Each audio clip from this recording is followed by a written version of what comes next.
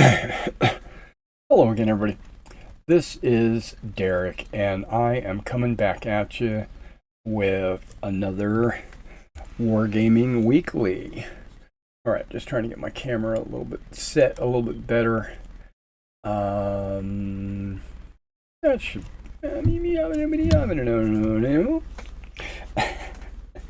And I'm just finishing off making some tea. And we'll get started. It's what I plan to do is work diligently on those French that I had started Tuesday in earnest. I mean, I started them the weekend and primed them, but Tuesday is when I really started slapping paint on them. Wednesday was my Traveler game, so what I usually do is I spend the afternoon, a couple hours anyway, preparing for that game, and usually I don't want to stream or do anything like that on Wednesdays. Sometimes I will. I almost did. I mean, I almost started streaming, but there were some other things going on, and I decided not to. But I did paint last night. After dinner, I actually got on here and painted quite a bit, actually, I think. It doesn't look like my paints have gone down, if you know what I mean. Because, like I said, I want to do like 3 or 4 colors a day. Really, I need to do more than that, so that we could get everything painted. So let me see if I can remember what I did off camera. I think. Well, let me just say everything, and you can tell me what I did off camera. That'd be fine. I did the great coats before we got started. That was a Monday thing, and then Tuesday we did boots and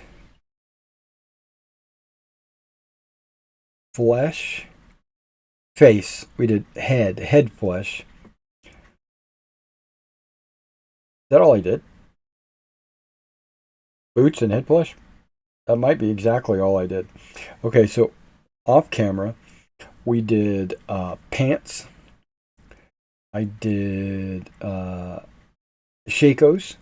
And I did a variety of different shades of black, gray, dark grays to smoke black and all that.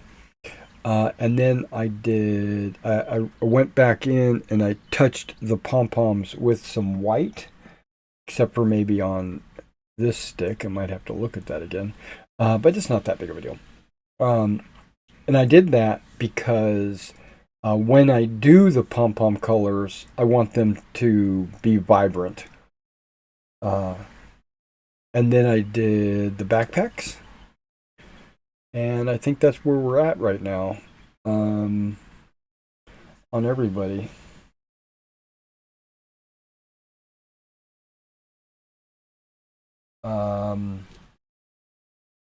So I'm planning on doing just a little bit of the gear, like haversacks, canteens, ammo pouches, and swords. Those are some things. Oh, and bedrolls. So those are some things that I plan to do today. So I'm going to pull those. Because I'm not doing the hands, right? Which is really why I kept this out until after I do the muskets. right? And these are all pom-poms. This is gear. This is the final straps. I'm using white gray. Their haversack is going to be brain matter beige. Yeah. So before we get started, let's okay,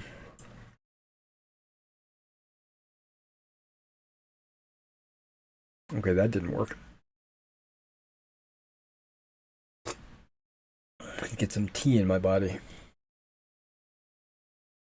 I got a few pieces of news, not a huge amount. But it is kind of like news. Okay, brain matter beige. You can put right there. And that's what we're going to get started on our haversacks. I thought about something a little more yellow, but looking historically, it does look like it's just a little bit off white. So I'm going with beige.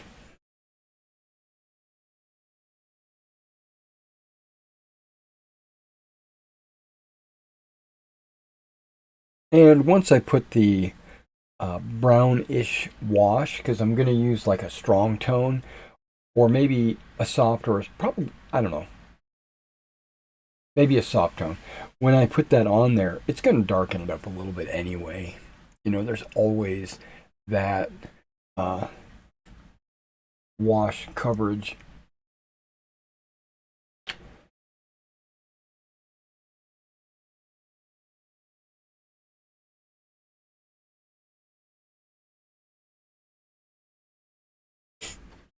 Okay, so we got our beige.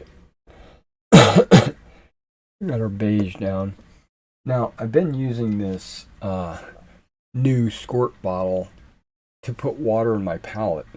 You can see that it holds a ton more, probably about 5 or 6 times as much, which means it's probably not going to need to be refilled as often. When I bought this bottle, it came in a pack of 4, and I've been thinking about getting an airbrush.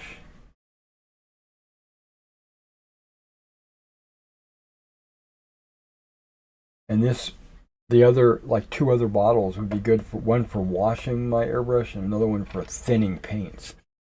So I figured it would be okay to have one for water. You know, I'm just thinking. Okay, let me put the right glasses on to do this project. Now, it is later than I normally start. This is about when I normally end my videos. But last night I was painting, right? And I was painting and I was painting and I was painting and I just couldn't stop. And then when I stopped, I realized it was early in the morning. And I said, "Oh crap! I'm not going to get enough sleep for a 9 o'clock start or a 10 o'clock start." So I said, "Okay, let's just push it back to 1 o'clock." And then now,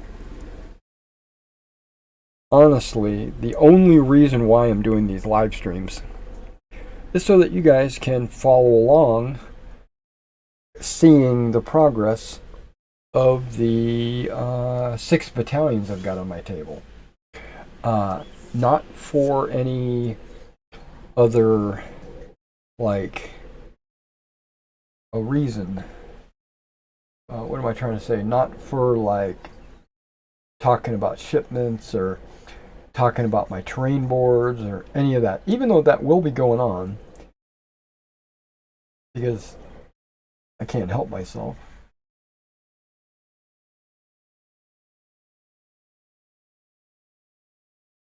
And you can't see anything getting painted, can you?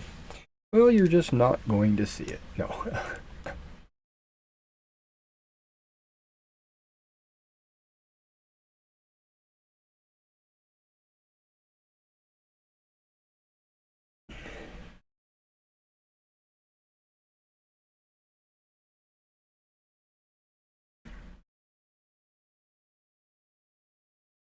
And not all of them apparently have haversacks. Okay. Some of them were just canteens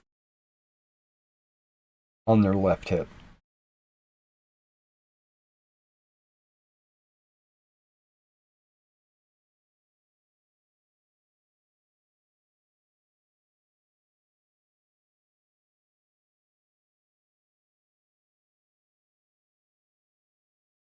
Now, there are some colors that I went through on their Shakos, like I put a Russian green on there, and I probably should have put a little bit lighter or something a little bit lighter because I know that once I put the wash on, it's going to be dark, which is okay because the dark Shako covers is perfectly fine. Should be like an oiled leather anyway. But I did want to have it as a little green, slightly green color. Now I might go back over it after I wash it and lighten it up, give it a highlight. Well, let me rephrase that. I am going to go back over it after I wash it and give them a highlight. I'm giving everything a, well, not everything, but I am giving a lot of things a highlight.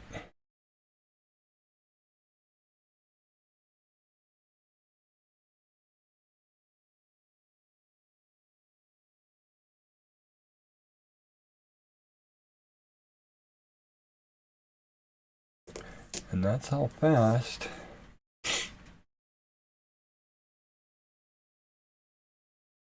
haversacks get done. Now I wanted to do the haversack first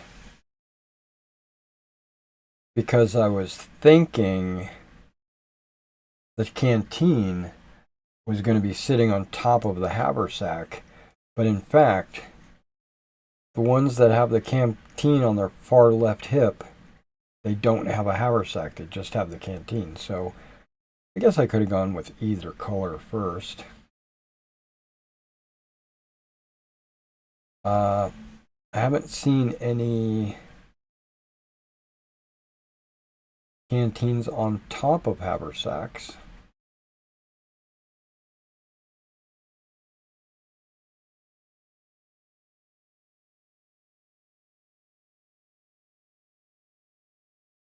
I'm not sure. This is just me thinking out loud, but I'm not sure why a unit or a man would need to have a backpack and a haversack.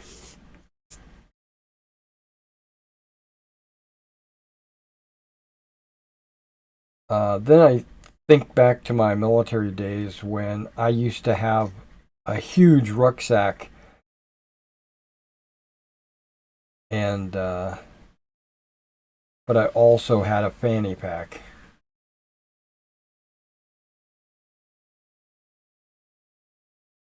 But like if you think about the World War II guys, they had musette bags and that was it. Kind of like a haversack or a super small backpack. Yeah, they carried other bags like grenades and magazines and stuff like that. But it wasn't a haversack. These guys aren't carrying grenades and magazines in an extra pouch.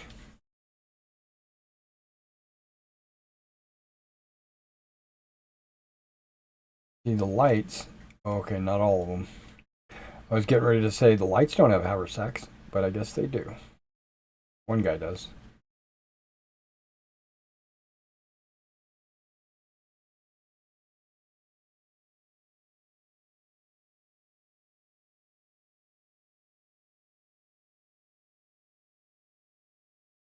Okay, so the news that I've got today, uh, it's almost all project related and well, well, never mind. It is going to be project and store related.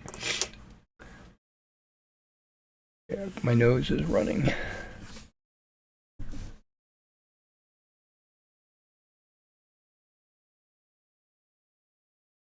There we go.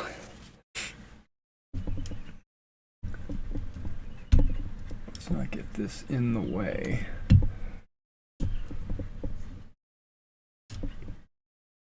All right, there we go.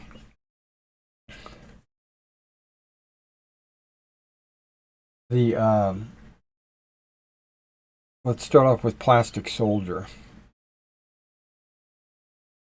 I think I told you guys already that I got an order in from them that I thought I had ordered by accident. Because I was considering these items, the 1/72nd scale. I was thinking about doing some 1/72nd in the store for Battle Group, and because it's Battle Group is technically designed for 1/72nd.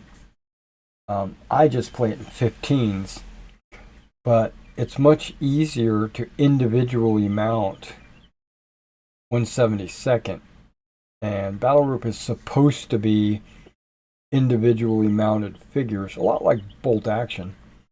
That way, when you take casualties, you just remove the figures. And that's what it's supposed to be like. Now, when I play my 15s, I do multi-basing just for ease of movement of such large numbers of troops. Mainly because I like to play bigger battles. And then I just use casualty markers to mark guys dead, right?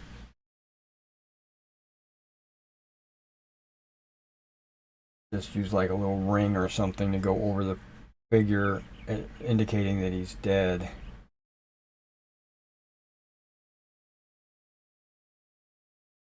Which also works out perfect. But it is technically supposed to be a man-to-man figure game, and I was thinking about doing some 1/72nd stuff. It's a little bit larger. The individual figures can be based a lot better, like on a 20 millimeter disc, or even a US penny, if you can find any of those. Is also 20 millimeter discs in metal. And they only cost 1 cent. But it does take them out of circulation, so I don't know if that's supposed to be a good thing or not. And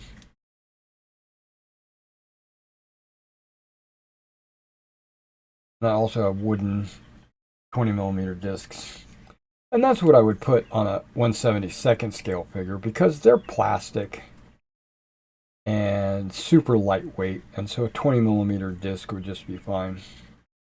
So I was thinking about ordering some 1/72nd scale models of like armored vehicles and stuff like that.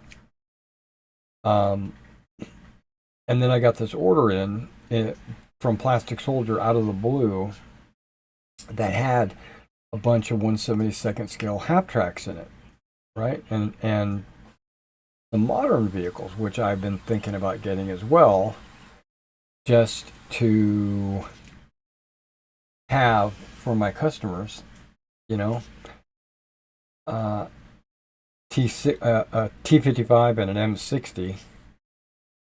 And I was like, oh, this is kind of the stuff that I was thinking about getting anyway. So I said, okay, maybe I put the order in and it's just taken a while for them to process it or something.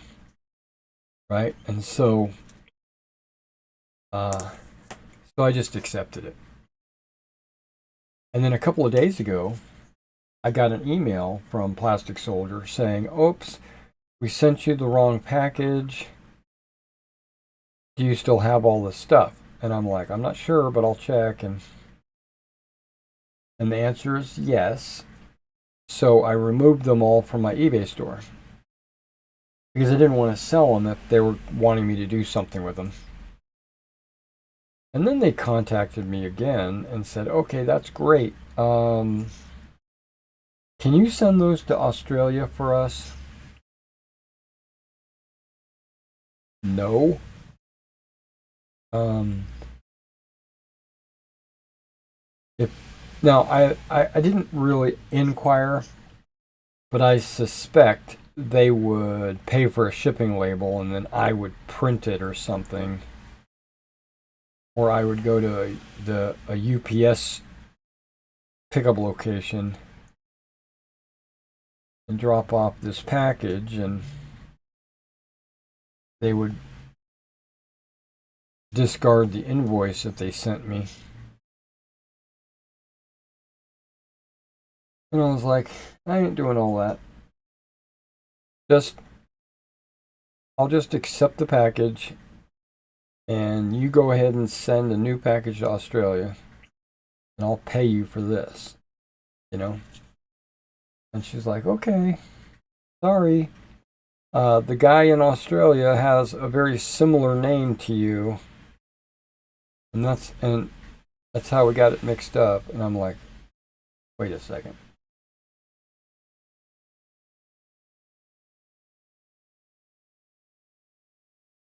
Need to pay closer attention to what you're doing, is what I'm thinking. That just means I'm not going to be putting a plastic soldier order in, which I was planning on doing. I still might. But I'm going to have to wait till I sell some things, obviously.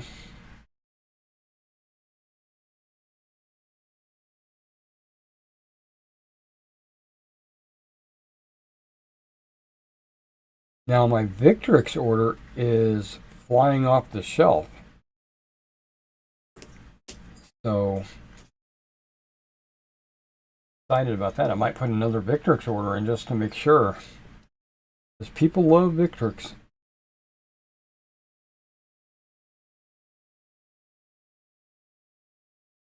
More so than my Warlord or Wargames Atlantic. They also love my Old Glory. My Old Glory 15s, they're flying off the shelf too. Mostly American War of Independence. So I'm thinking that American War of Independence is a very popular 15 millimeter scale, and Victrix is a very popular 28 millimeter scale.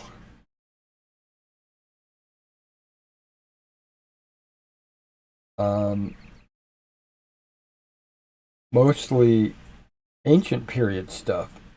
I mean, every now and then I'll sell a Napoleonic bag, but it's almost all ancient. So I know what I'm going to be focusing on when it comes to placing another order.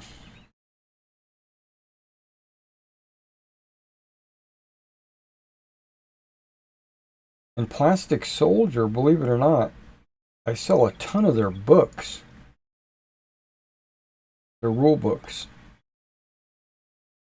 So I was thinking my next Plastic Soldier order was going to be almost exclusively rule books.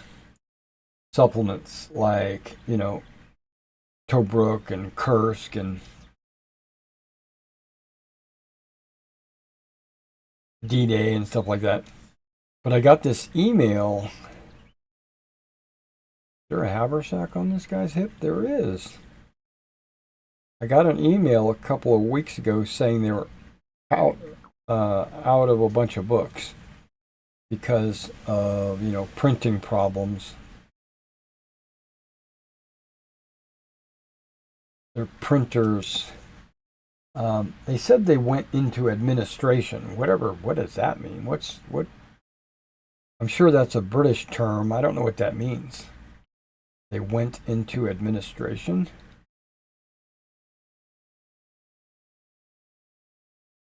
What does that mean in English?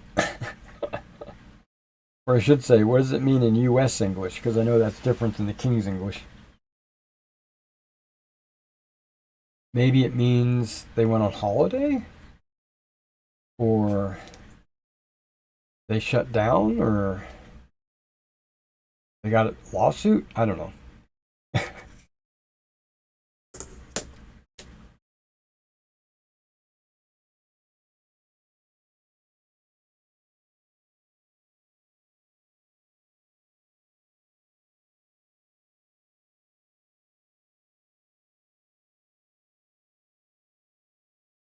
Now, when I was looking at these tan models, these tan uh, greatcoats, remember I painted them with khaki originally, which I thought was way too light, and then I upped it with like an ochre khaki, made it a little bit brighter, and then I did a light wash on them, a light tone wash, and I think they look awesome.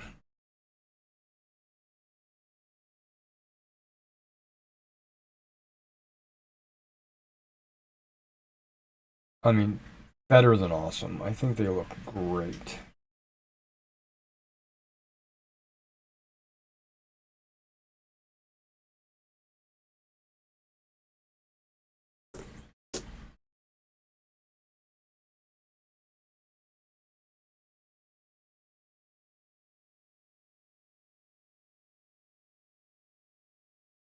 Okay, so that's the Plastic Soldier Company issue that I've got right now, which is no problem. I'll just have to put those models back on my store. So if you're interested in 1/72 scale half-tracks or 15 millimeter modern, well, not I call it modern, but really it's M60s and T55s. Yeah, if you're interested in that, they'll be going back up probably tonight.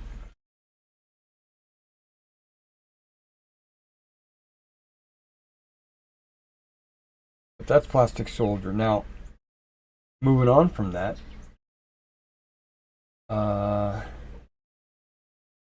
you guys know that I've got a MIG order out. MIG is a Spanish paint company.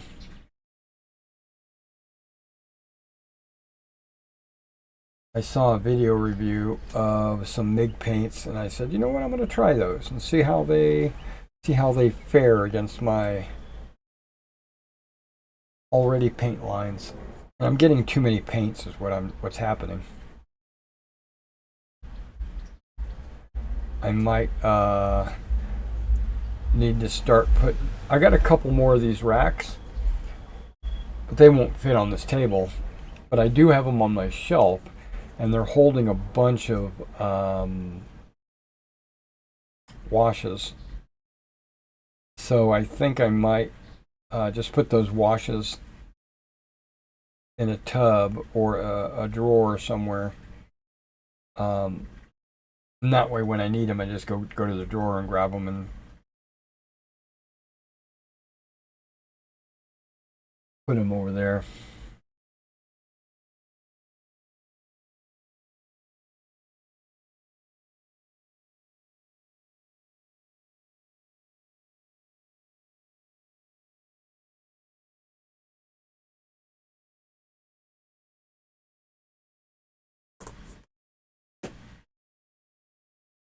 And then I saw a review of the Fanatic line, and I sent an email to Army Painter saying I would like to do a review of your Fanatic line. And one person sent me an email saying, sounds good. Fill out all this information, send it back to us, and we'll let you know. Okay, so I did. I sent it back to him. And then I got another email like last night saying, nope, we don't want you. I mean, it wasn't It wasn't that harsh, but it was pretty harsh. It was like, no, we're having we're having difficulty filling our pre-orders, so we just don't have any product to send out for review. And I'm like, you're lying. Because I've seen like 3 YouTubers with the Fanatic line already. But that's okay. I understand they can't fill their pre-orders, so they actually can't send anything out. So I just sent them a letter back saying, that's no problem. I understand. But in the future, if you ever need anybody to help you out with promoting anything, just keep me in mind. So I'm not going to be getting the Fanatic line promotionally. I might order.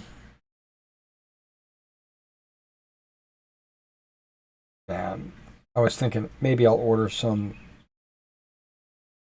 Fanatic when it comes out, but probably not. I was willing to test it and see if it was any good, but I'm not going to buy it until after until I need it. And even then, I don't really ever need it because Vallejo and AK cover almost everything I need.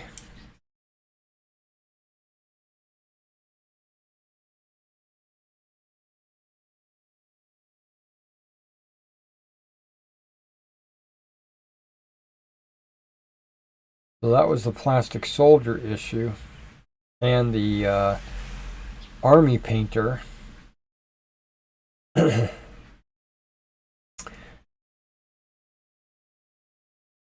And so now I've been kind of, I ordered a bunch of stuff for my terrain board, right? The block and all that kind of stuff. The tufts and the textures and all that. And I went to AK and Hobby Link. I ordered some static grass, and because I didn't know that AK actually had static grass, and then had a really good deal. I mean, its color might not be good, and its texture might not be good, but that's why I ordered it, so that I could test it. And at the price that it was at, I couldn't refuse. It was just a really good price. It's like $5.50. We'll just say $6 with shipping for 250 milliliters of static grass. I thought was really good.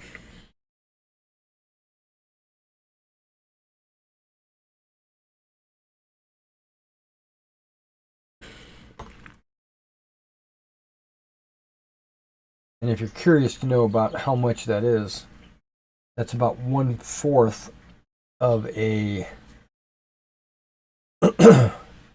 yeah, it's about 1/4 of a Woodland Scenics grass tub. Because those are 900 and change. Okay, so now these haversacks are actually under the canteens, or at least that one figure it is.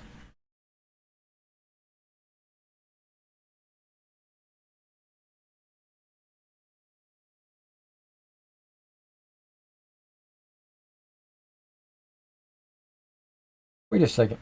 Oh, I was going to say, didn't I paint this guy's backpack? Oh, he doesn't have a backpack. His haversack is all he needs.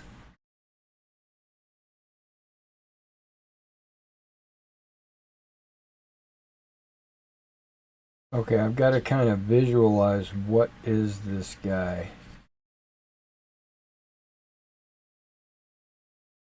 That's his ammo.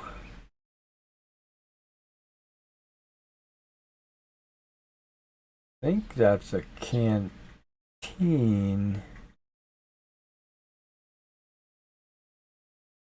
Okay.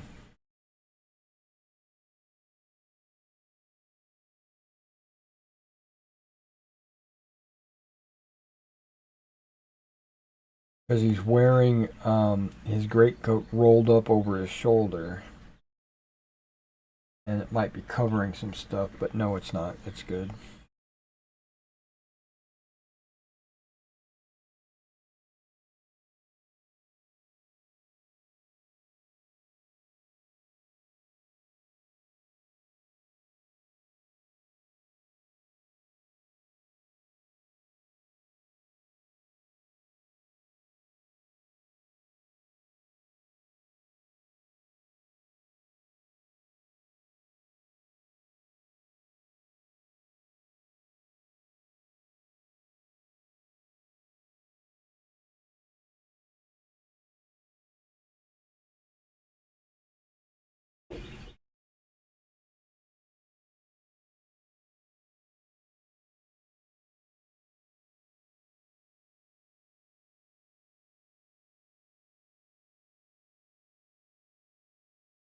Now these haversacks are a little bit more difficult because they're like tucked up under their arms. Because these guys are in more of like an action pose.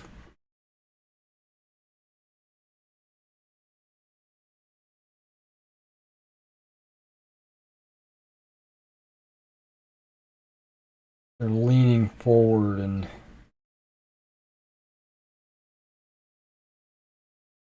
but you don't really know why they're leaning forward when their muskets are at shoulder arms.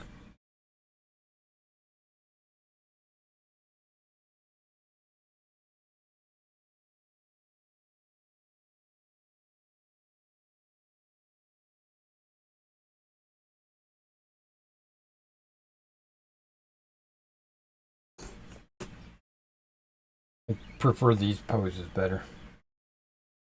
But it does give you a variety on the table. Okay, his.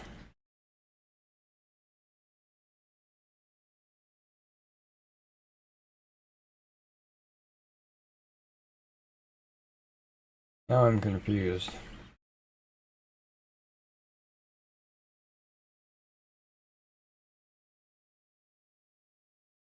Okay. He doesn't have one.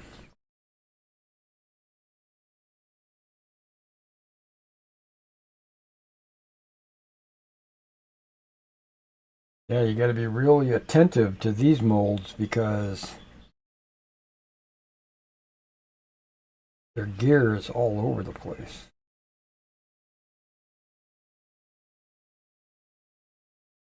I guess with them leaning over, it makes, it moves their haversack around.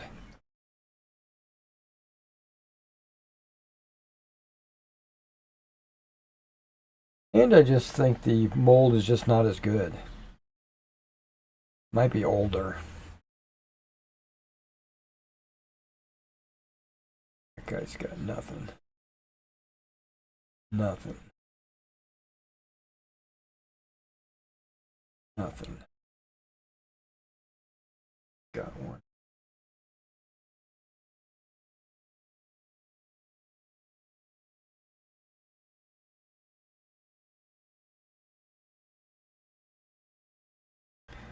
Stomach is growling like it's asking me if I. Would you like to go use the bathroom? Not yet.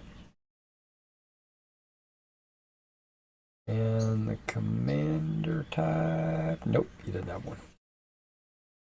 Okay, last baguettes. No, no,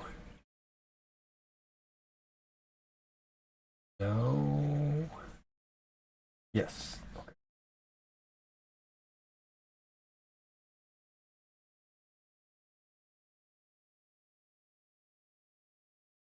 I don't know if you can hear that. My stomach is making all kinds of noises.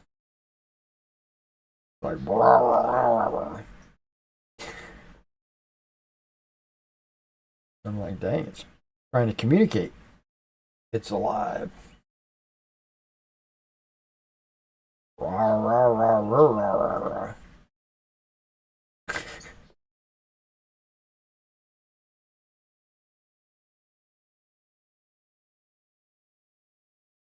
So I had my Traveler game last night. Um, I still got some more news about some product I'm getting in. Some stuff that I've never gotten in. But while I'm thinking about it, I just want to share this. Um, so right before the Traveler game, I had my concerns about one of the players.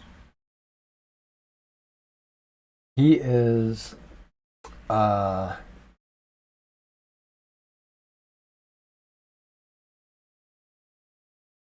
very knowledgeable of the game. Okay, or so he says, right? Which is a good thing. And we made a character for him, and the entire character creation process, he was talking over me. He would be silent. Nothing would happen. There would be no conversation active, and then I would start to talk, and as soon as I started to talk, he would start to talk. It was like it was a competition. I would stop, listen to what he had to say, which was nothing, and then once he stopped, I would start to talk again,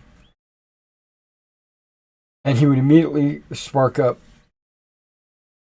and continue to talk.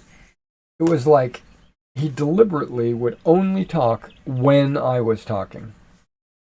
And I find that incredibly frustrating, incredibly annoying, right? So I was afraid that he would bring that into the game. So right before our game last night, I reiterated our game rules, which there's only a handful of them, but one of them is, have fun. Another one is don't talk over people. Another one is, don't be a bad guy. This is a cooperative game, etc., etc. And okay,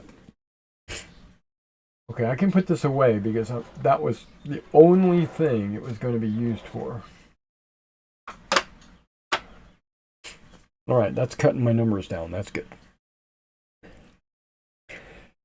And then during the game, it didn't happen as much, but it still happened. There was still some of that. What I have to say is more important than what you have to say, kind of thing. Like you're talking, you're the game master, the referee, the one who everyone should be listening to, but what I have to say is more important. That's incredibly frustrating.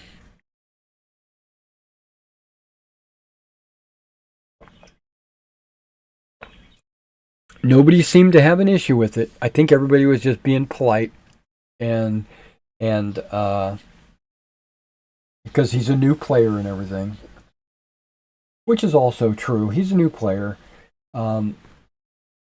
I'll probably reiterate it one more time. And of course, I'm not calling him out directly. I'm announcing it to the entire table. I'm saying, hey guys, let's be respectful of each other. And this is a game where we're all here to try to have fun. So yeah.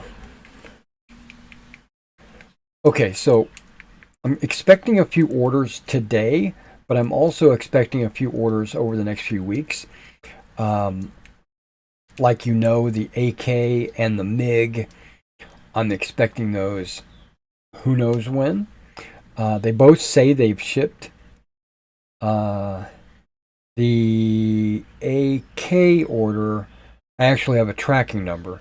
MiG, I haven't heard a damn thing from them since when I ordered. I'll have to, if it takes 4 weeks, that's reasonable, I think, for an international order. So I know that like when I get Plastic Soldier, I get it like within 2 or 3 days.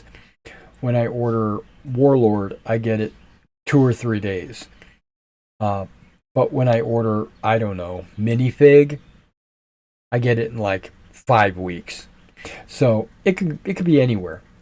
It just depends on who they're using. But AK is using DHL, so I expect to get it in 2 or 3 days. I don't know who MiG sent it through. Um, they sent it over on a ship or something. Um,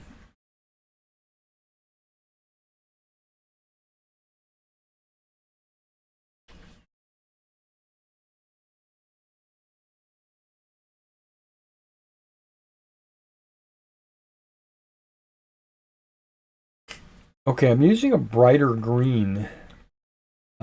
This is Alga green. It's a little bit brighter than some of my camouflage.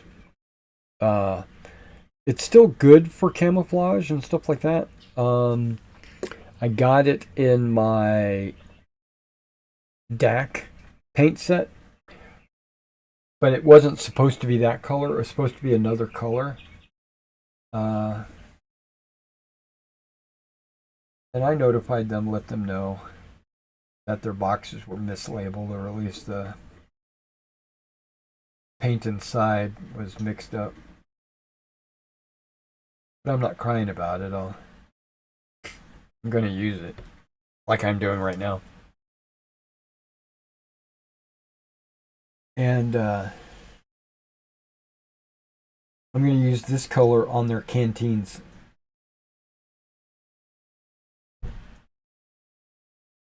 Yeah, I'm hearing probably UPS outside. Somebody. Might be my neighbors. Might also be Amazon.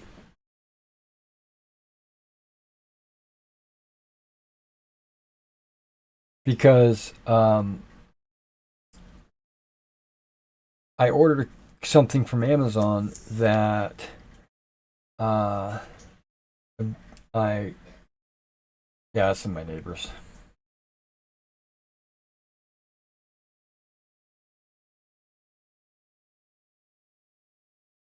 That I normally don't keep in the shop. Oh, my hand slipped. Okay, normally I'm wearing my rubber gloves, but for right now I'm not wearing them. I just realized.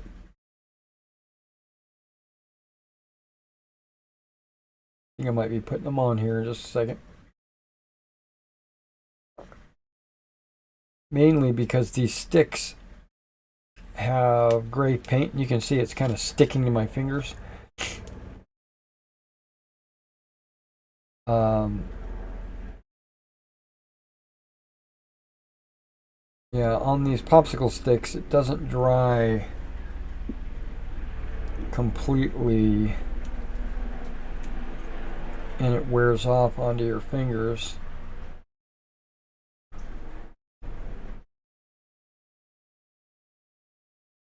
Plus, I think I've got a condition with my skin, maybe thinning or something, because the slightest little rub or bump or well, I'm gonna say continuous rubbing, like me gripping this stick.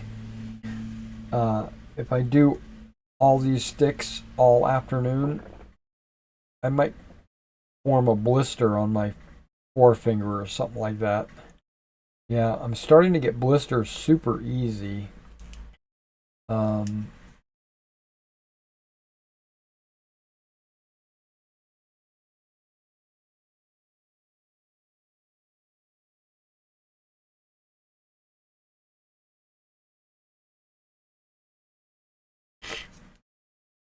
All right.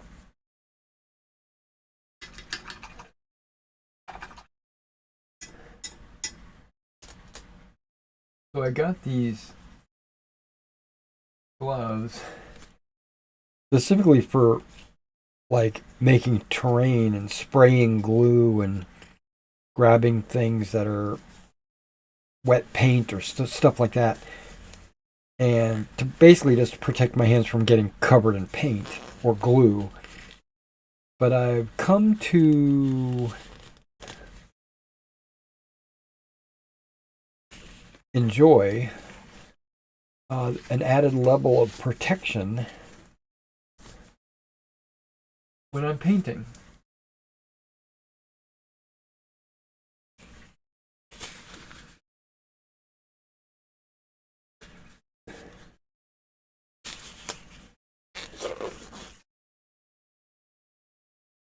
There we go. Okay, so the item that I ordered was liquid latex. Um, the packaging shows it as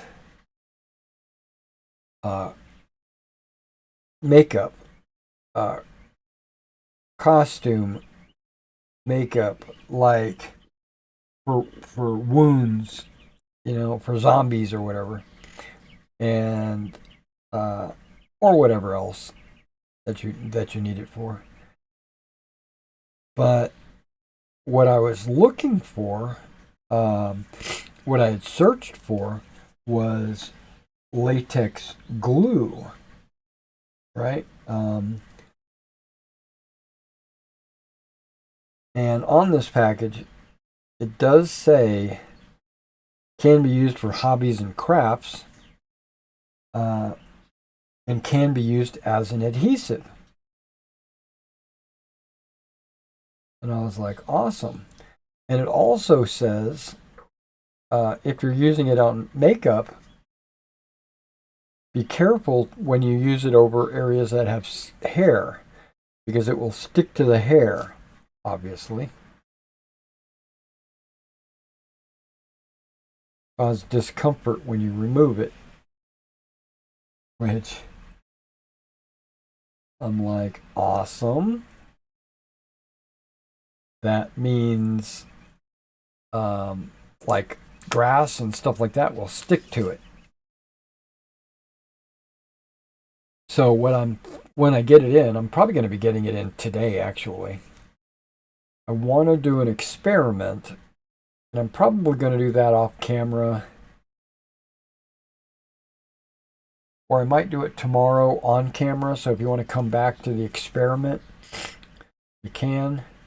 But I'm going to take a piece of felt, flexible, just your average everyday felt. Maybe some stiff felt, because I've got some of that as well. Um, a fairly long piece, like like a 2 foot long piece, and I'm going to cover it with this latex rubber. Um, inside the latex, I think I'm going to paint it brown, like put some brown paint inside the latex, and then brush it on to my felt.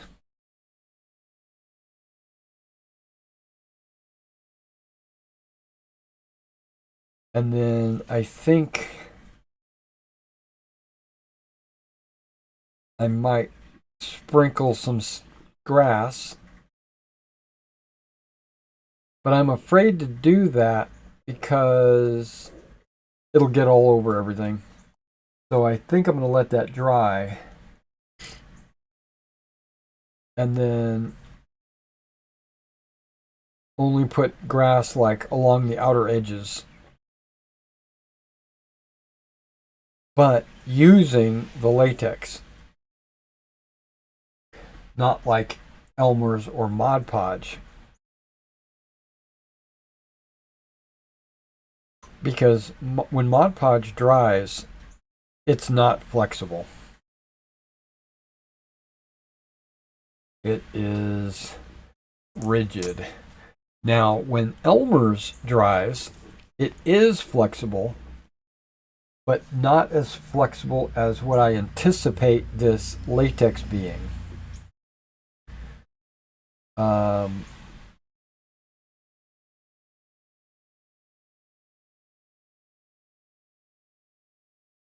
Now, I might be able to do like a dry brush or a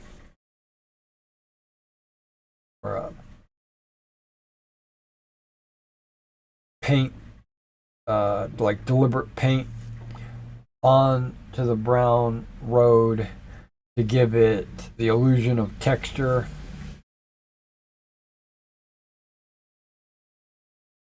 Or use texture paste.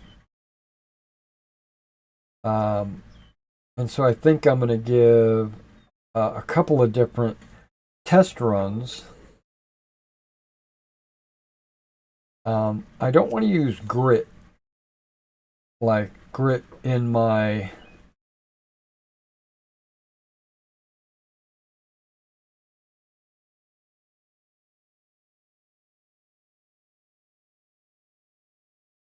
latex.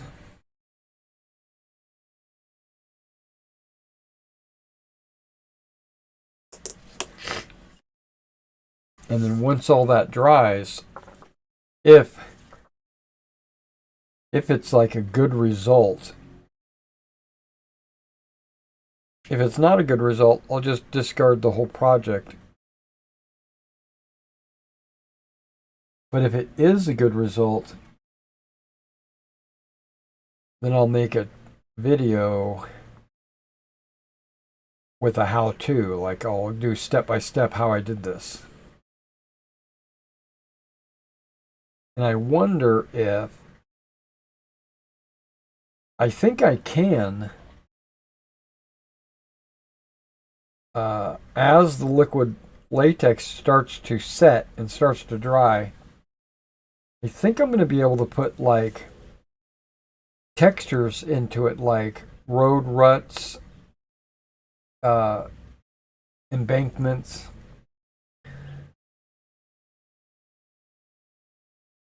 So it'll be like a texture paste, a colored texture paste with no grit.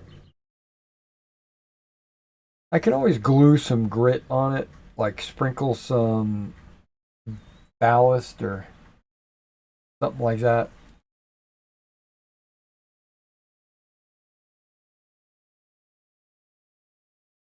Yeah, I'm going to do a little bit of experimenting with all different kinds of things, but the primary thing is felt painted with latex.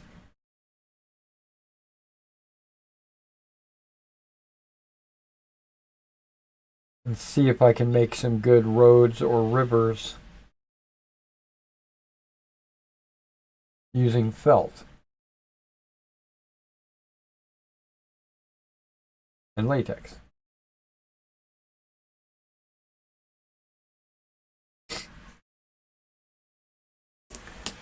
And if I can, I might make a bunch and sell them.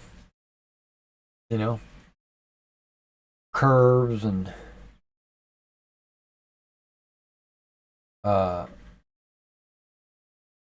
what do you call it? A ford,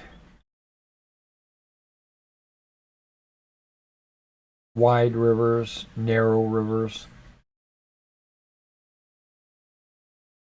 The wide ones mainly for like 28 millimeter wargaming, and the narrow ones mainly for like 15 millimeter wargaming. Make it great for like D&D or something like that, or Flames of War, or Warhammer 40K or whatever, right?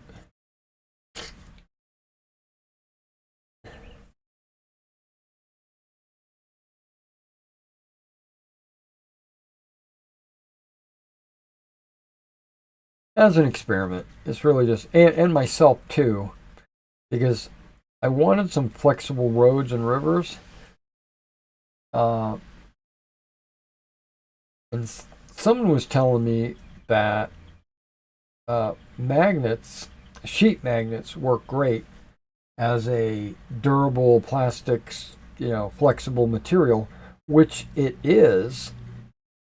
It's extremely good, but when you in a 40 case size or a bolt action size, 28 millimeter size, it works super good. But when you start shrinking it down for 15 millimeter, the rivers and the roads start to get narrow, and when they get narrow, they start to curl up. And I have a suspicion that this latex doesn't shrink.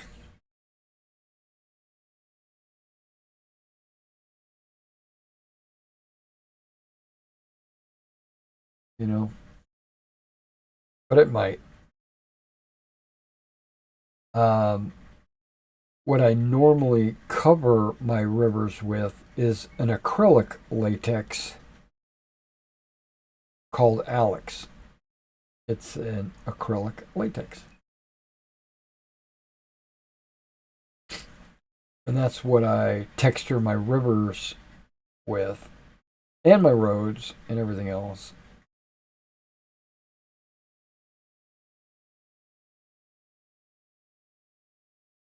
But it dries white. Um, it is flexible though. I don't know. I'm experimenting. I'm branching out, trying new things.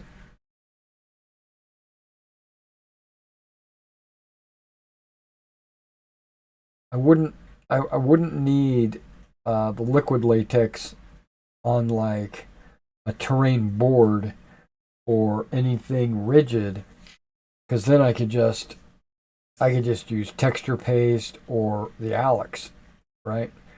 But if I wanted it to be completely flexible, if I could roll it up or something like that.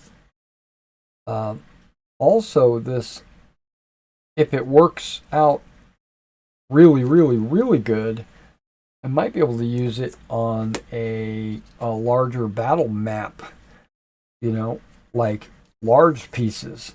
Like get a big chunk of felt, cover it with this liquid latex, and make like area terrain, swamps or lakes or forest.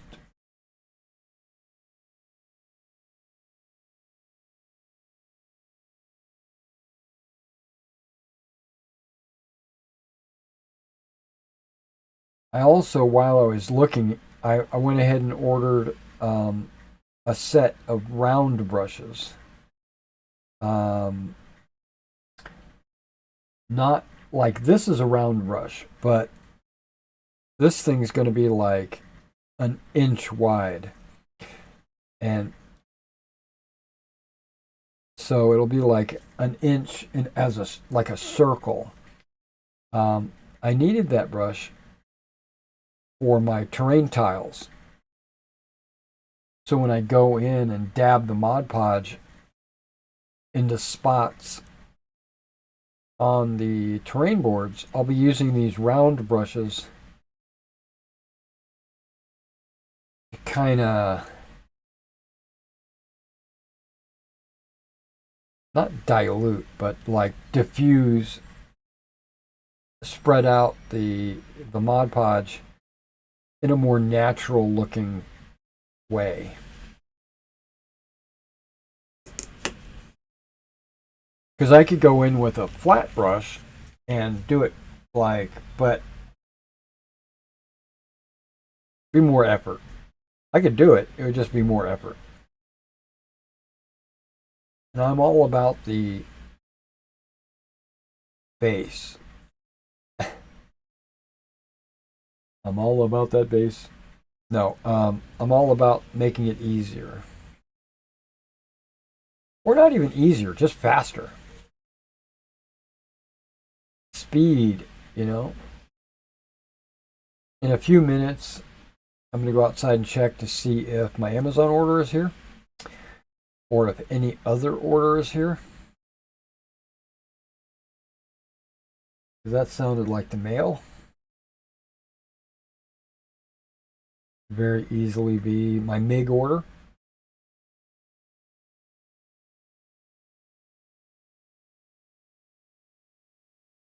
I had a goal to finish these guys by Friday. I think that's going to happen.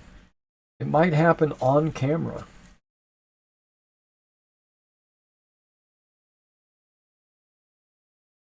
So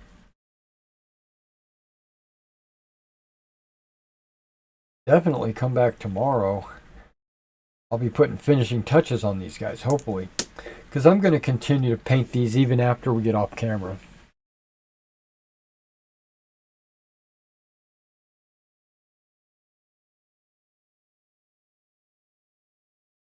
And I still have not pulled the trigger on an airbrush. I'm really thinking about it.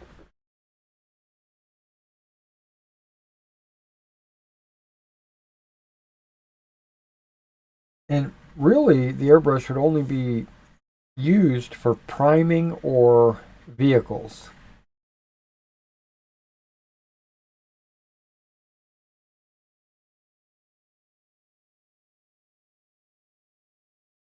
Yeah, I'm not going to be putting any details on any models with the airbrush.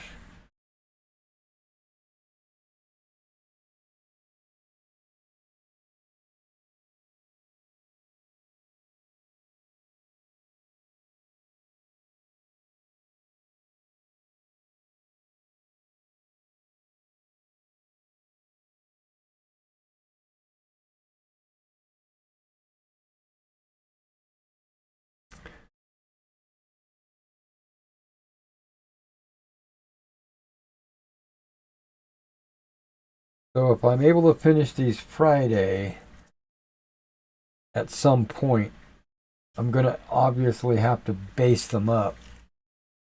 And then once they're based, I'm all about that base. Now, once they're based, then then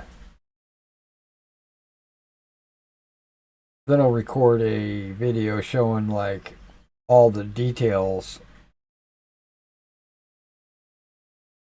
and how they look, how they turned out, and all that. As part of my Waterloo project, not Waterloo, I guess, 15 millimeter Meg or Marshalls and Generals project.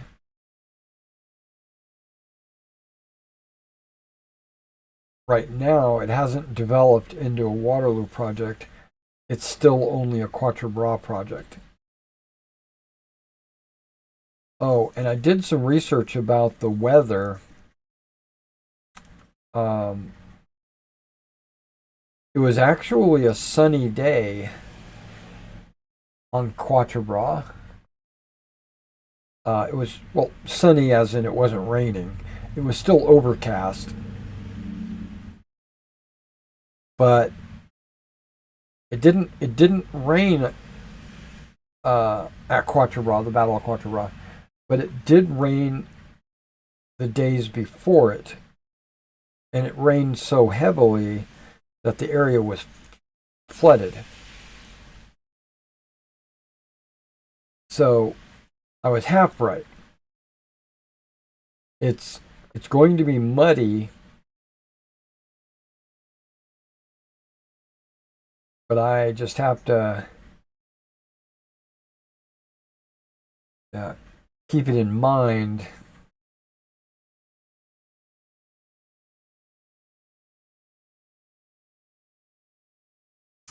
Oh, look at that. Look at that. There's a haversack I didn't paint.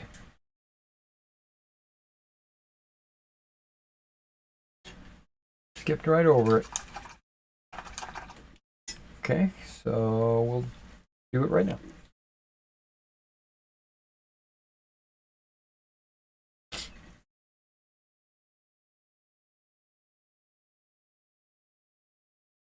Oh, wait a second. Yeah, I'm going to paint it as a haversack. Screw it. On some of these models, their haversacks look like they're ammo pouches. And that's probably what I initially thought was this is an ammo box.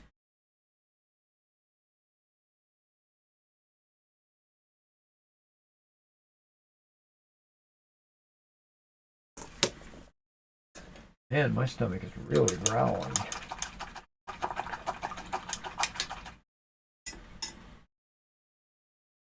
Okay, back to the green. Let me do these guys.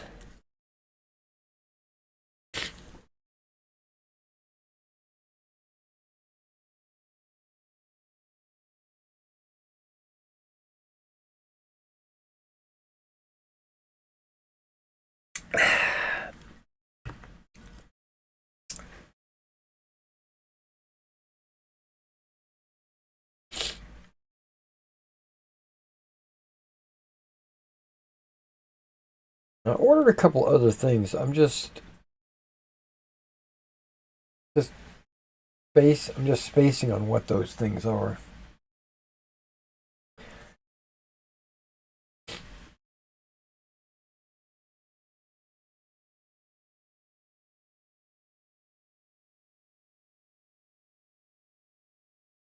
Maybe nothing actually, now that I think about it.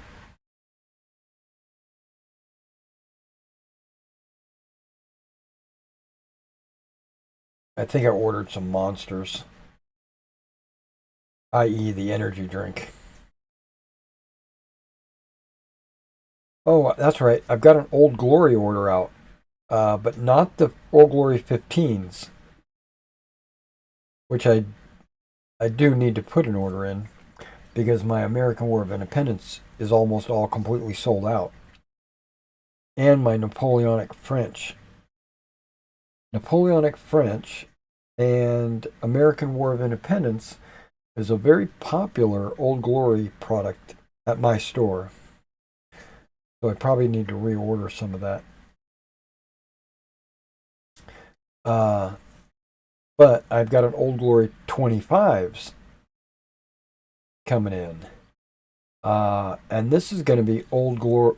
This is going to be American War of Independence, as well as Napoleonic, as well as World War II. So ordered some tanks. You're welcome. Um, yeah. So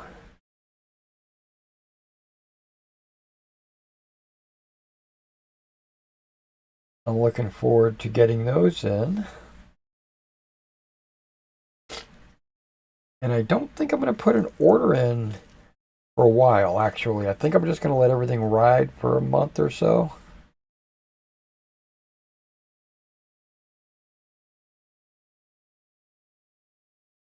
See where I stand. And then restock. I do have a promotion going on my eBay store right now for the next couple of days. Till this weekend, I think. Maybe it's till the end of the month. I can't remember. But it's free shipping on any order over $40, which a lot of people are taking advantage of. I'm getting a lot of orders at the $40 range, and they're getting, like they'll order a Victrix bag, which is like $43 or something, and they get free shipping.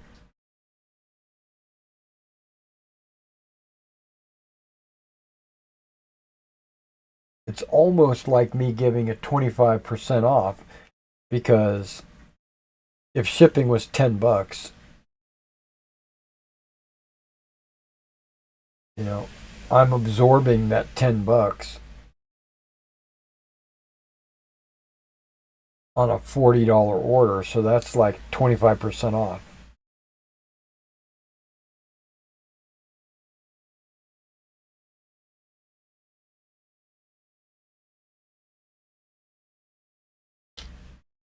I'm not going to be doing free shipping next month. I'll be picking something like Warlord or something like that and trying to push sales towards that. Or maybe Flames of War. That's another good one I've got.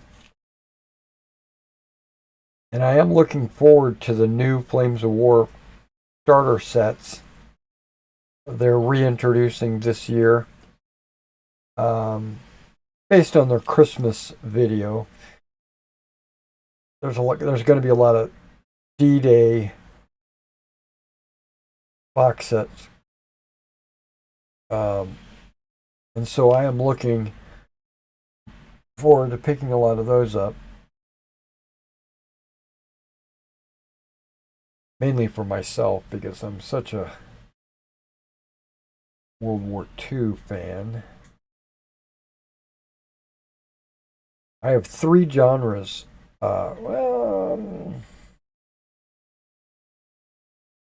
Well, let me just say I've got three major focuses: World War II, Napoleonics, and Ancients, like the Roman period.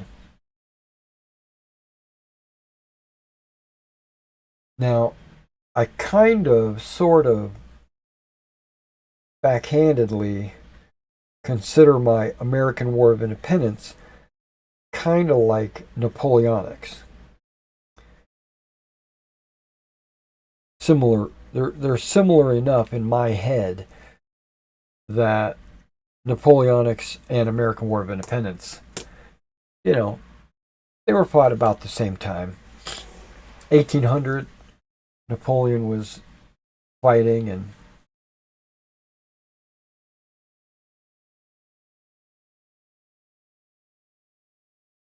or we have 1812, we had fighting going on here. I guess that's not the War of Independence. Some would say that's the War of 1812.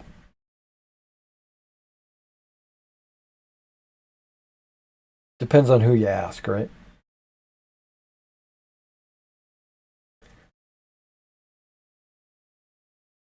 Now, some of these canteens are gourds, some are bottles. Um, I'm painting all of them the same color. I'm painting my gourds with this green. You could vary the color. You could paint it like terracotta. You know, you can paint it like browns or yellows or whatever a um,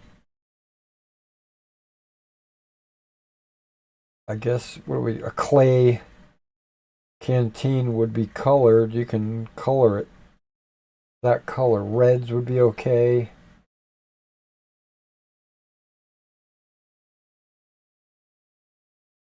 But I think that greens and blues were very common amongst the bottles. Brown too. Brown would have been a good color on the bottles. Uh, but I personally just like the green.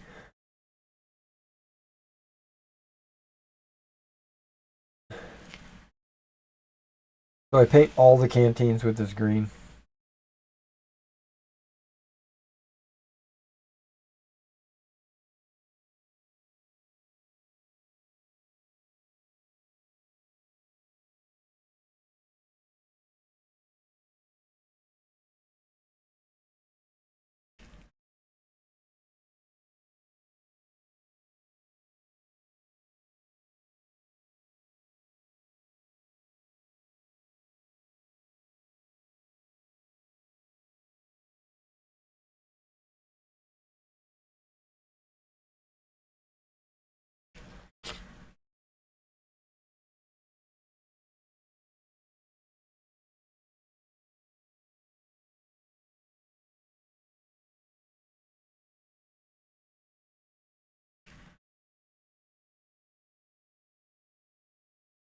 Now, because we started a little late, um, if I stay on for 2 hours, uh, that would bring us up to about 3 o'clock.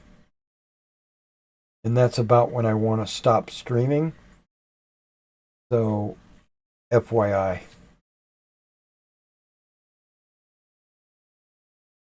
But I'm not going to stop painting. I'm probably just going to do a few other things and then I'll come back to the painting. And I don't want you to be here while I'm doing these other things. Mainly, I've got some packages I got to pack up and ship out for tomorrow.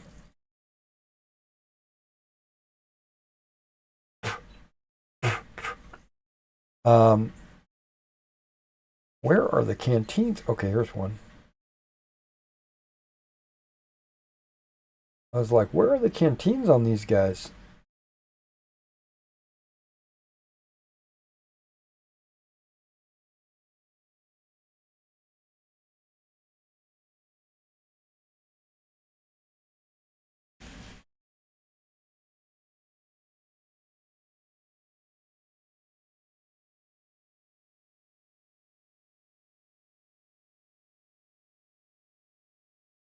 Yeah, when I get ready to do my tiles, which I'm going to jump right back on my tiles as soon as I get my AK and Hobby Link order in. So when I get those orders in, both, then I'm going to jump on my tiles and work on those again. Uh, I thought about it. I was going to like get all of my different flocks out. Like I said, I've got like maybe 30 different colors and shades and styles. When I say style, I mean like foam or scatter or texture.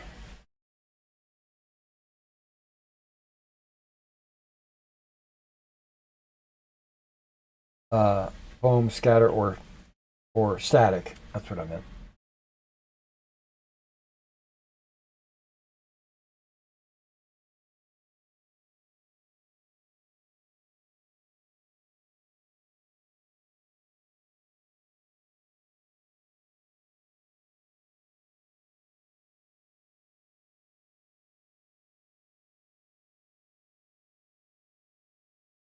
Okay. And there's a couple that I will probably never use.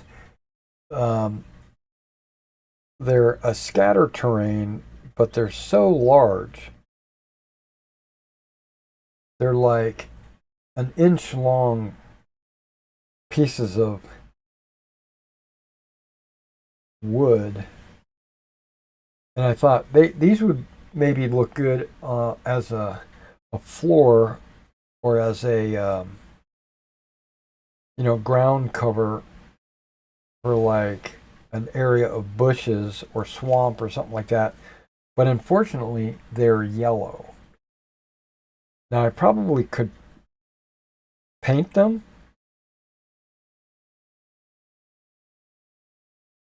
which I'm sure I could, but I don't think I'm going to go into that kind of effort to do that. That just seems like over uh, overworking. I don't need them. I don't want them. So why force myself to use them? But I'm saving them just in case. You never know. I got them in a little tub.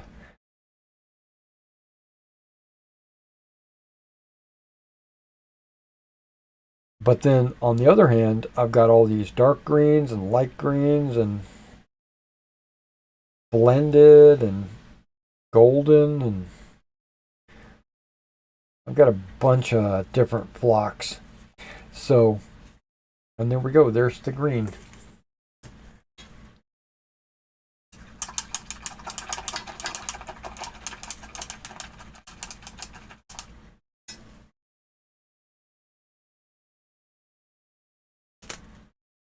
And I'm going to put that green away because I don't plan to use it on anything else. Okay, give me just 2 or 3 minutes. I'm going to see if our mail has arrived, and I want to see if any packages have arrived. I'll be right back.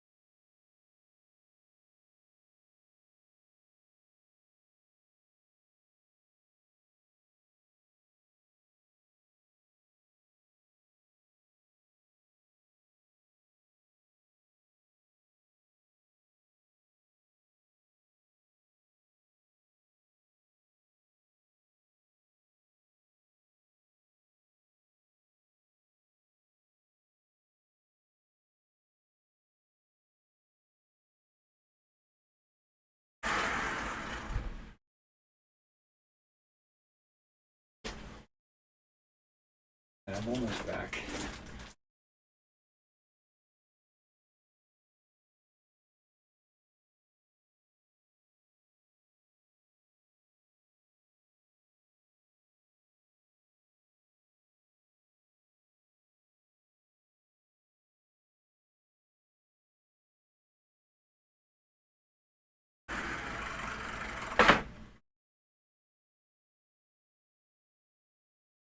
Okay, I got a couple of packages. I'll open them up. Over here. Off camera.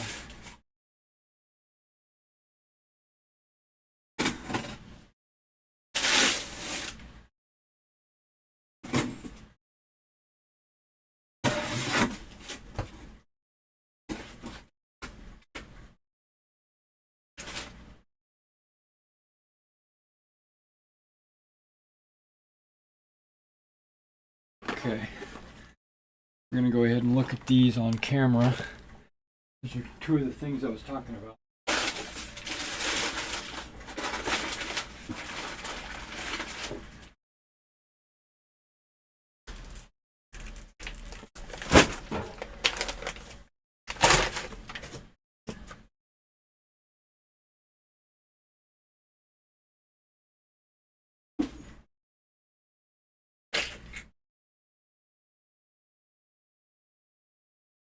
is. Got a ton of tape on it. Like it busted open or something and somebody retaped it.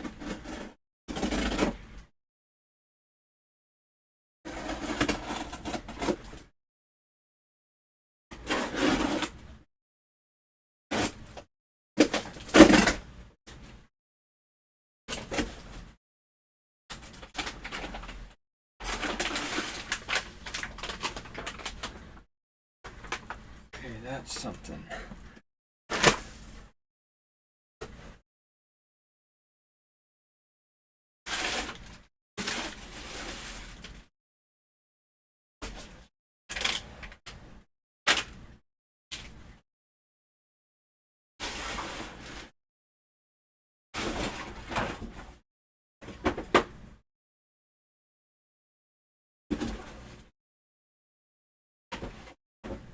Now this monster.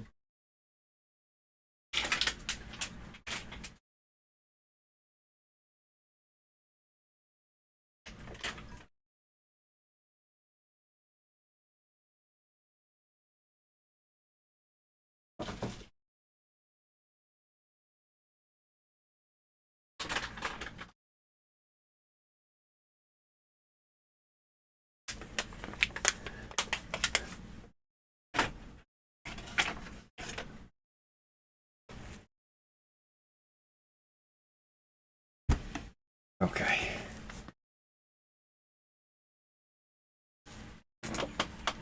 All right. These glasses, I was wearing my painting glasses outside and it was throwing off my equilibrium. I was all over the place. Okay, so switching glasses. Okay, so I've got autofocus on. Good. Monster liquid latex. So yeah, see, wrinkle effects, and that's what I'm thinking about. Can be used as an adhesive.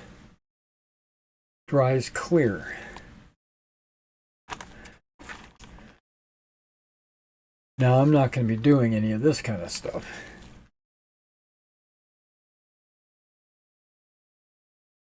Contains natural rubber latex.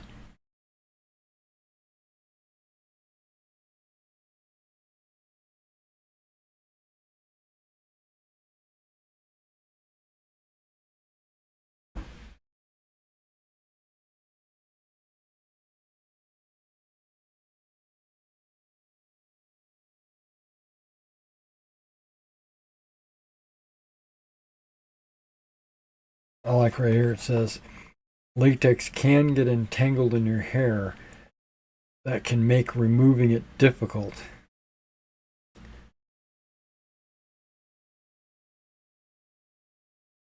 The soap will lubricate the hair and make removal easier. Avoid contact with rugs, clothing, and upholstery.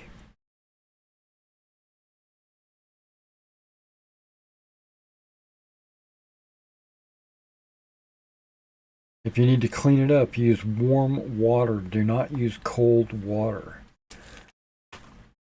Very interesting. Okay, well, I'm going to experiment with this on felt later. And then this, which is my chalk brush. That's what they call it.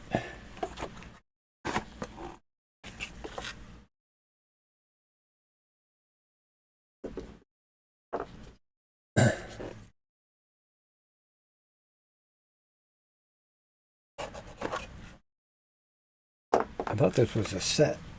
Hold on, we'll find out. Yeah, it's a set.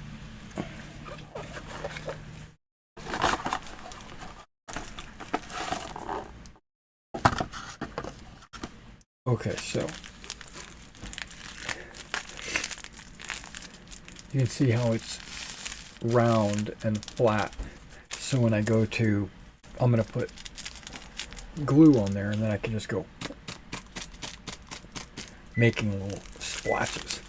And I've got a giant one. This one's more of an oval. I don't plan to use this one. This one's got a point, so if I don't plan to ever use that one either. Okay, I thought this one was round as well. Well, I guess I'll be using this one quite a bit then. Just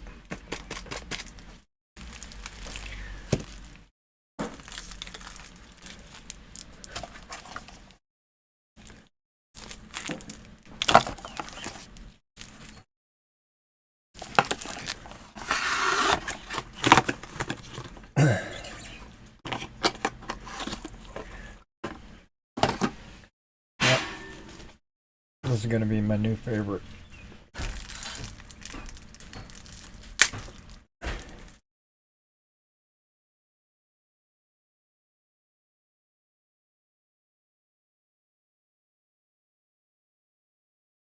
A loose strand.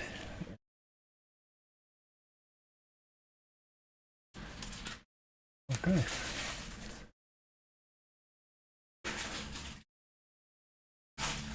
Stands on its own. But I can also hang it up.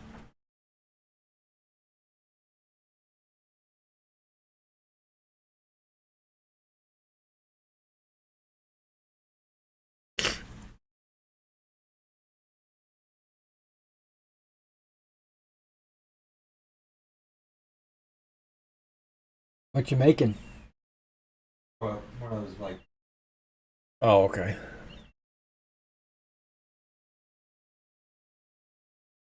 Yeah, I might make something to hold me over.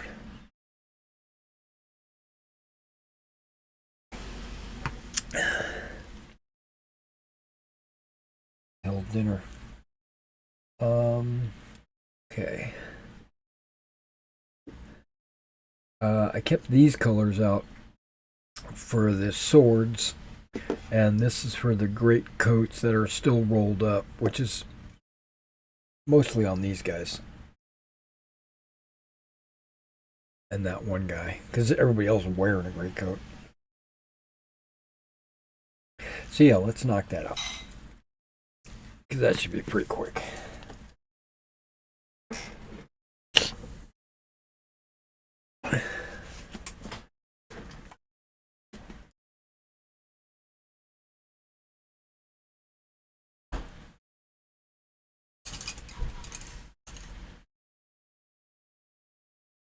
Oh, and when I was out there, I didn't see any mail. All I saw was the Amazon order. And it's starting to get a little chilly. I might have to close the door. Now, on the greatcoats, I'm using the uniform gray.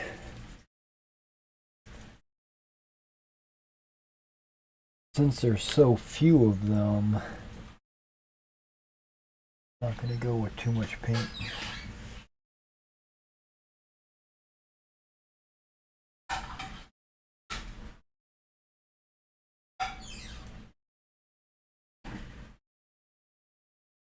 Wow, that was super thick.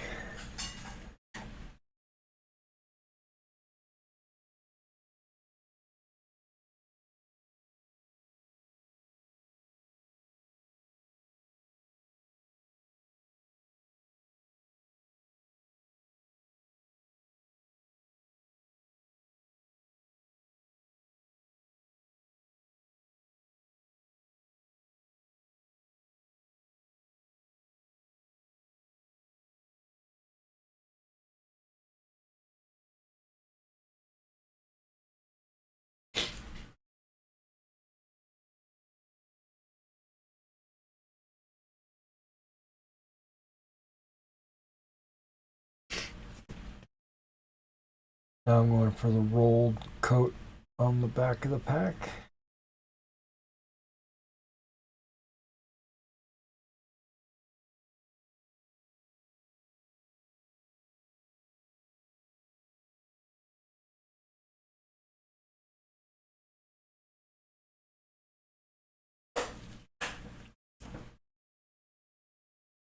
Easy peasy. Oh let me just double check that I'm not missing something. I don't think I should be. All these have great coats.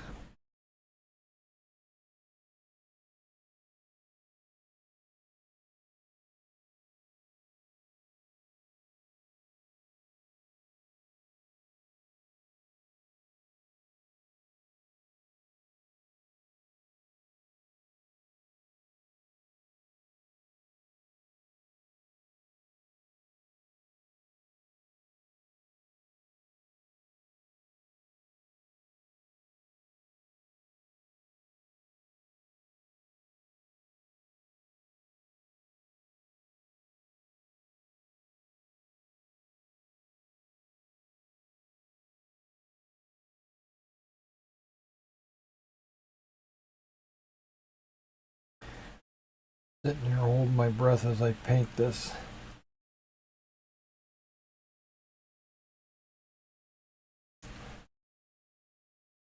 Not wanting to mess up.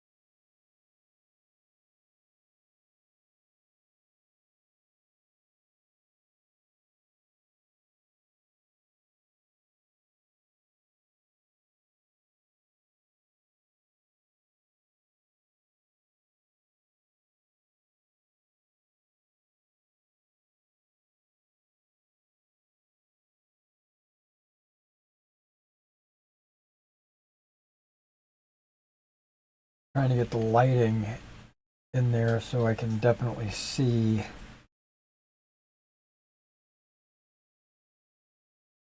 I've got lights coming at me from two different angles, but they're still shadows.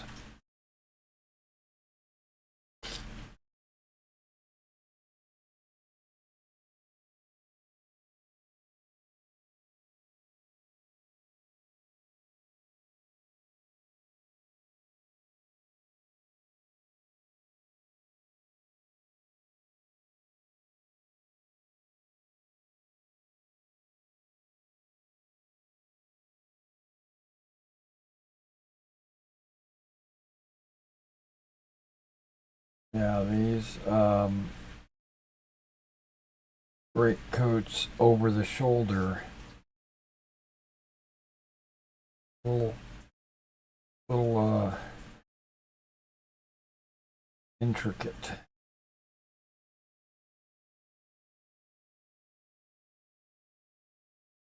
Yeah, I think this might be my last color today on camera, because I'm gonna go make me something to eat for lunch or a mid-afternoon snack. I don't know what we're having for dinner.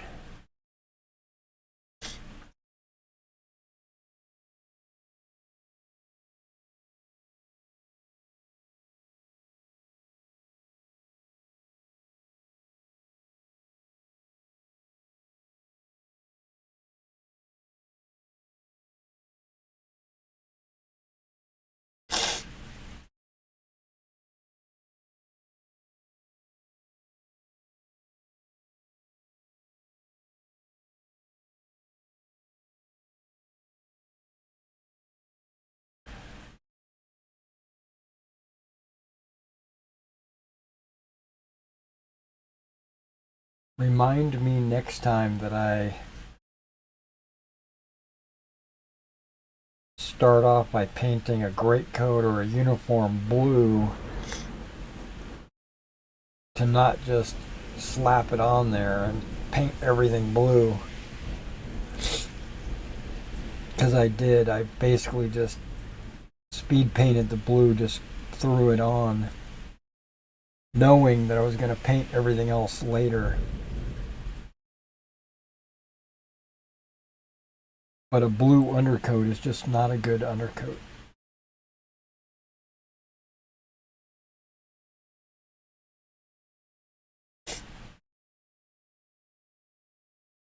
I mean, there was a time that I would spray paint my French blue and then paint everything, which is fine, I suppose. It's just not a good undercoat. A gray, a black, a white, even a brown is way better than blue. Brown is actually one of my favorite undercoats.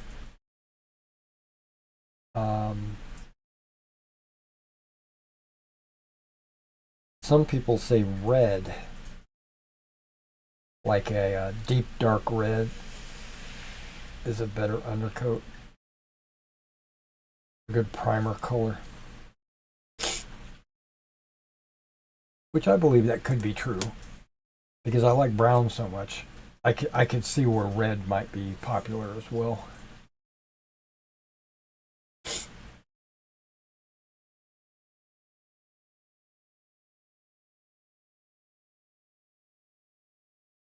Yeah, I'm starting to get a little chilly, guys. I can even hear the rain picking up.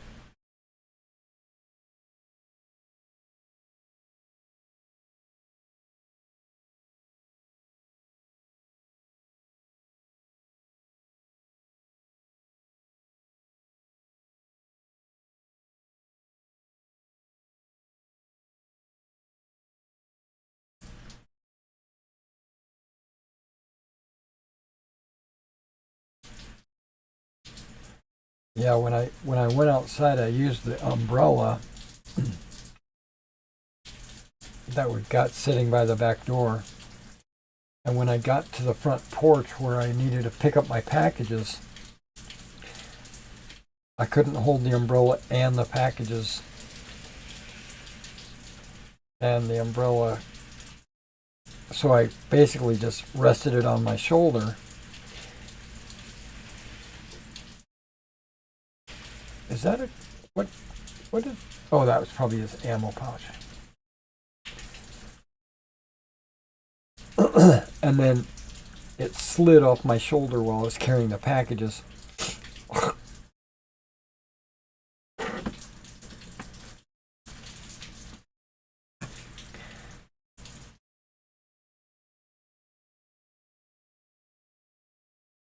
Yeah, so I was carrying the packages and the umbrella.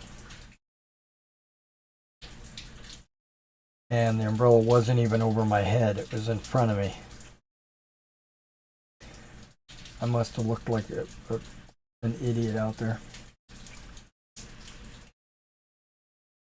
But it wasn't raining too bad. It was, well, it really wasn't even raining when I was out there just a minute ago.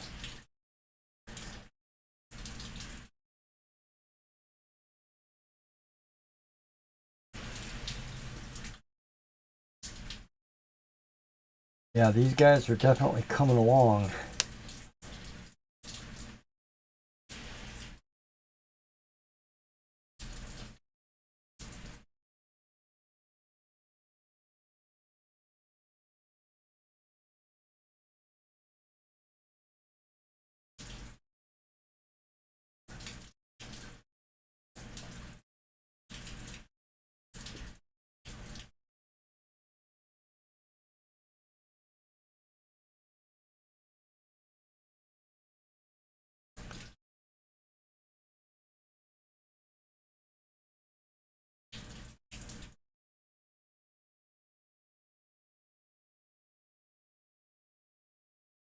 Probably gonna need to go throw my sweatshirt on. close the door. Because I got the door open for air.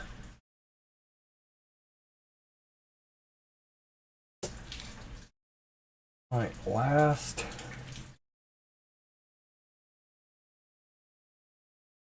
one.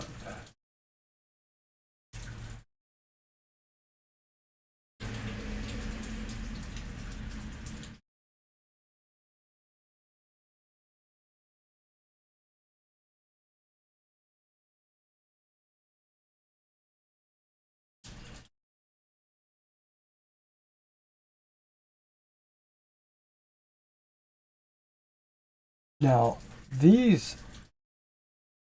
blue guys over here, the ones that have their muskets at shoulder arms, they actually have some. What the heck is that?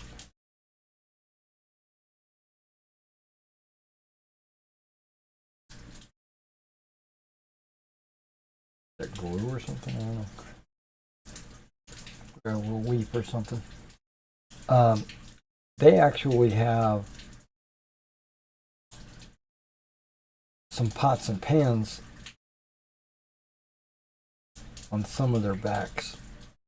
These guys don't have any of that.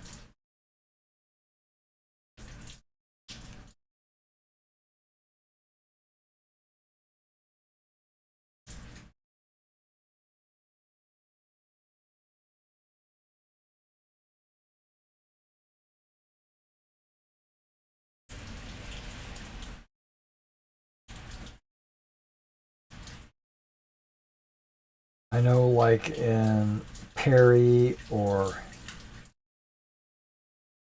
Victrix or Warlord, when you get those 28mm guys, they almost all have a backpack with like boots hanging off of the backpack or cups or pots and pans.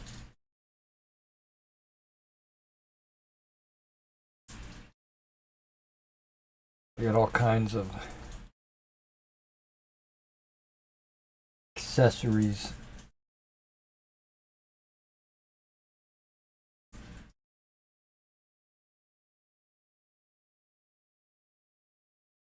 Old Glory doesn't usually do that.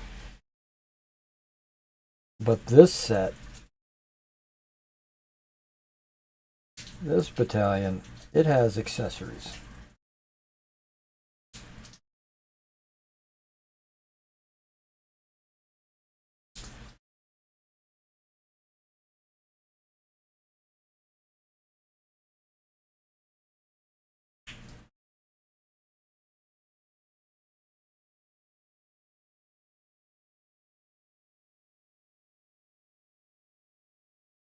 Also, I think these guys are Peninsula guys or something. I don't know, because they have really long coattails.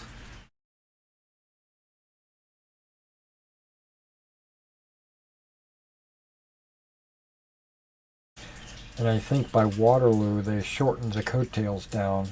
I think. I'm not an expert.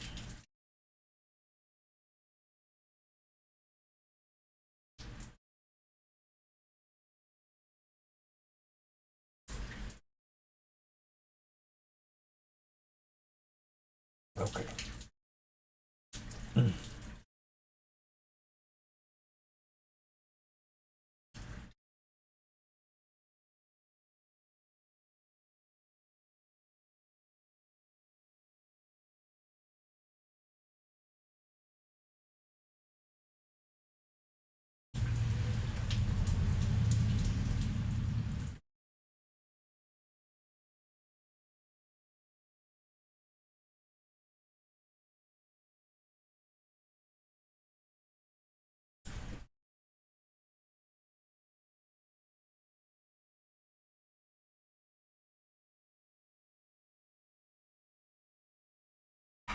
Alright, this guy's got one over his shoulder.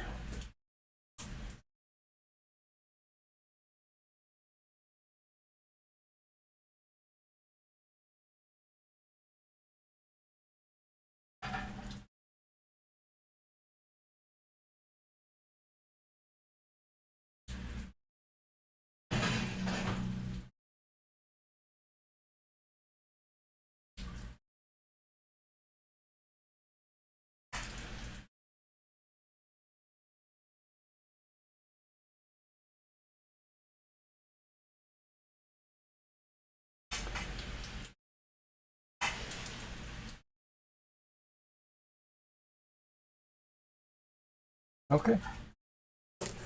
All the gray coats are done.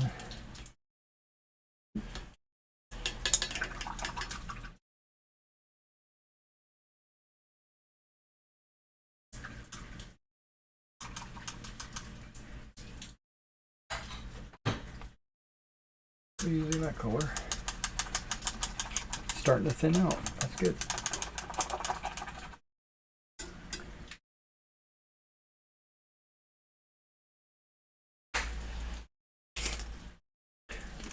Alright guys, that's where we're going to end the video. I'm going to go get something to eat myself and probably put a sweatshirt on and close the back door. So you guys take care, and I will see you hopefully tomorrow.